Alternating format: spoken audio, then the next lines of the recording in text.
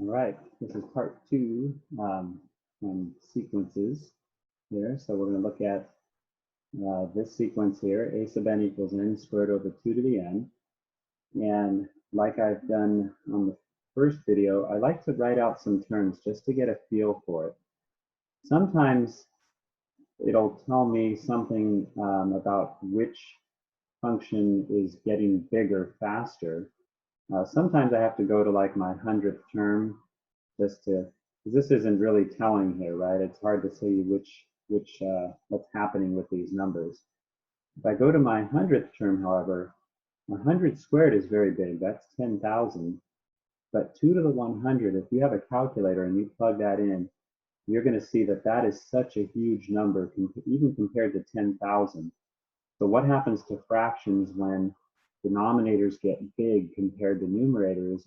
Well, we know from limits, from a limit perspective, that means the fractions are getting smaller, they're going to approach 0. So by looking at that term, it kind of gives me an idea that this sequence is probably going to start to generate fractions that get closer to 0. So I have an idea that it'll probably converge to 0.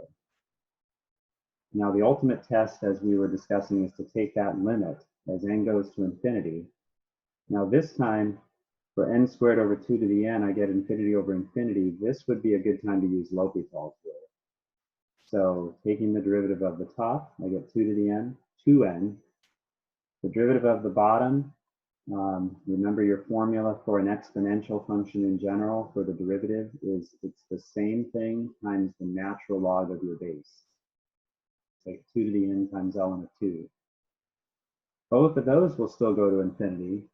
If I take the derivative one more time, however, my numerator is going to be 2. The derivative of 2 to the n is going to be another 2 to the n times another ln of 2, I should say. So it's going to be 2 to the n times ln of 2 squared. Now it's easy to see if n goes to infinity, I'm going to have 2 on the top, infinity on the bottom, and that's going to give me 0. So as predicted, this sequence will converge to 0. Now, one takeaway from this example, slide this up a little bit, is you can see the way these types of functions would behave when you do L'Hopital's rule. The derivative of n to any power, eventually, if I do L'Hopital's rule enough times, I'm just going to have a constant here. Even if this was n to the 20th, and this was still 2 to the n, eventually the derivative of n to the 20th would end up being a constant, whereas because of the way the derivative of an exponential function works, you're always going to have a 2 to the n in the bottom. It's never going to disappear.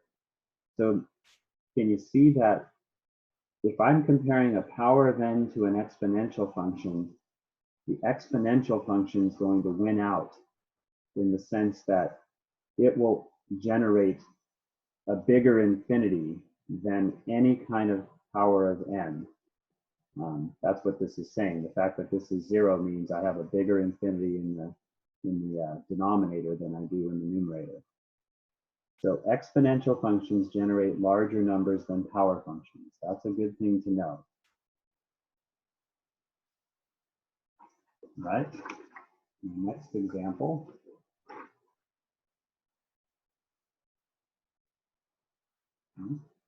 We've got ln of n divided by n squared as our sequence.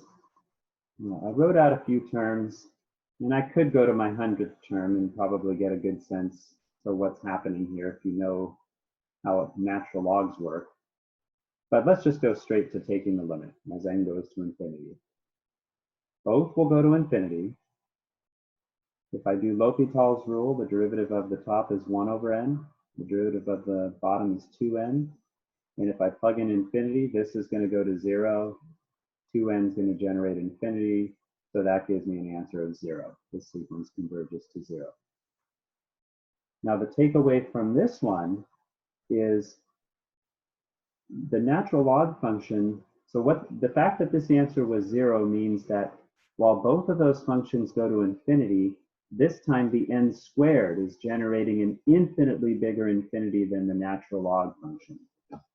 And this is maybe easy to see if you think about it graphically as well.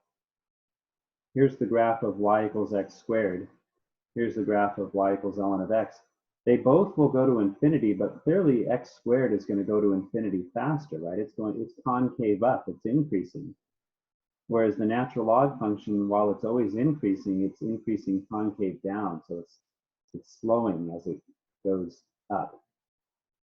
Not only is x squared going to generate a bigger infinity than ln of x, but so is y equals x. And that's not surprising from the graph. But maybe a little more surprising is even a function like the square root of x is going to go to infinity faster than the natural log function. A really handy thing to know in 21C in terms of what kinds of functions go to infinity faster than others is that the natural log function is always going to be less than any power of x.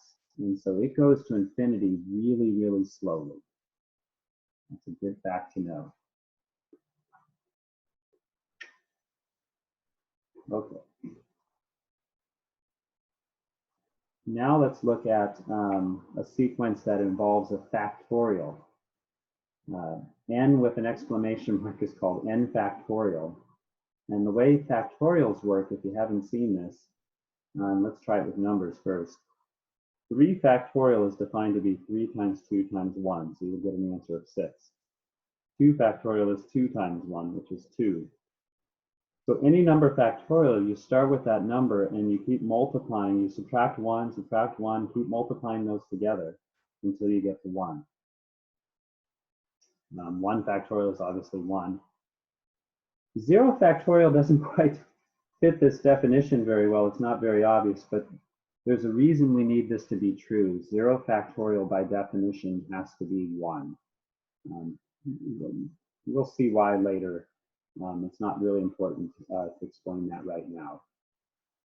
Okay, so I've got a sequence n factorial over 4 to the n.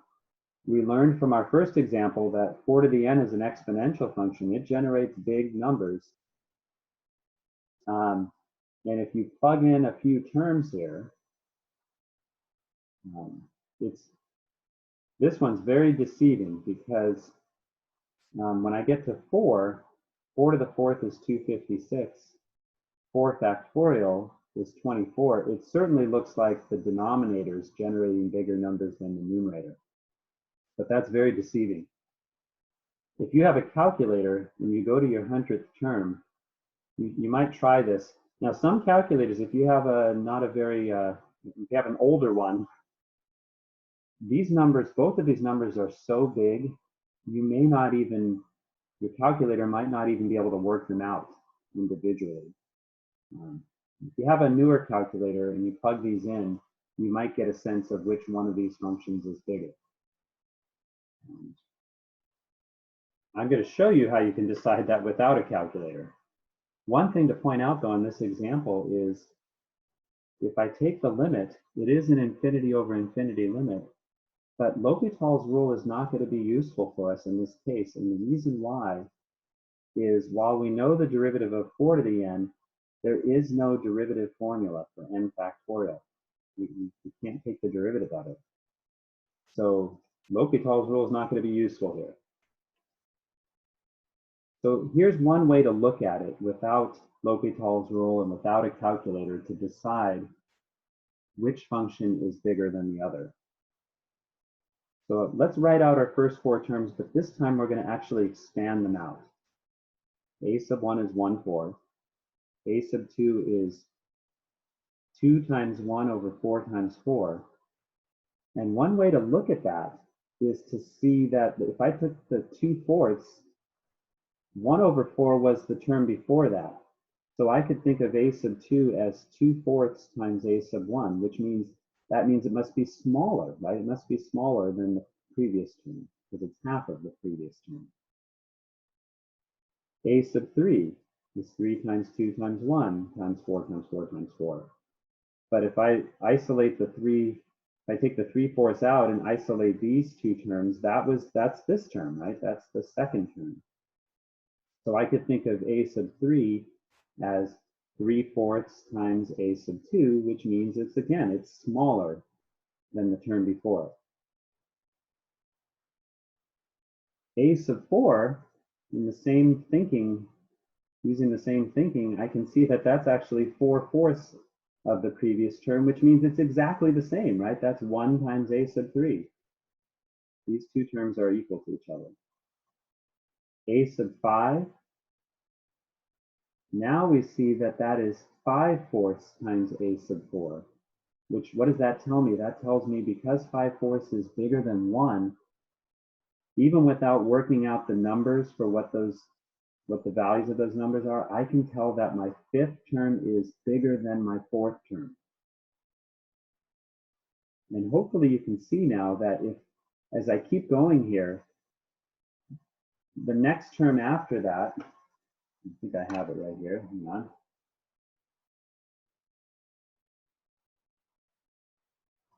A sub 6 is going to be 6/4 times a sub 5, which means notice 6/4 is even bigger than 5/4, right? And it's going to keep going like this. A sub 7 would be 7/4 times a sub 6. So what you want to observe here is that from here on out, from my fifth term forward, each successive term is going to be bigger and bigger than the previous term, okay? Which hopefully will convince you that the numerator, the factorial term, is actually going to generate bigger numbers than the exponential function. So this limit is going to be infinity, which means in this case our sequence diverges. And what you learn from this one then is factorial functions generate bigger numbers than exponentials. They approach infinity faster than exponential functions. To summarize this, I made a little kind of a table here. Good thing to know in 21C, what types of functions approach infinity fastest? So what we learned from, I had some examples here. Factorials get bigger faster than exponential functions. Exponential functions get bigger than power functions, and power functions go to infinity faster than log functions. So there is something, by the way, that a function that does get to infinity faster than a factorial, and that is n to the n. If you think about like 10 factorial is 10 times 9 times 8 all the way down to 1, whereas 10 to the 10th is 10 times 10 times 10, 10 times. So clearly this is a bigger number than 10 factorial. So, but we don't see this function very often. We'll see it occasionally. But the two things I really want people to remember is that when you see a factorial, I want you to think that that is generating a big number, right? Factorials generate big numbers. And conversely, if you have a sequence that involves a log, yeah, it does go to infinity, but it goes to infinity very slowly, right? It's the slowest function to infinity. All right, that's it for this video.